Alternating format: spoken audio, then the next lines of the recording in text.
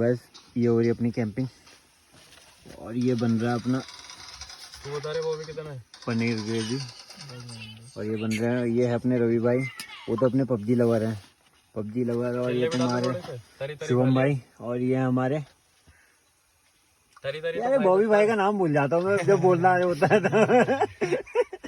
और ये हमारे बीवी, किसकी बीवी है पता नहीं।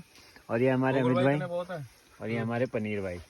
तो ये चल रही है अपनी पार्टी, तो उसका ब्लॉग नहीं आएगा क्योंकि हमने बनाया ही नहीं है।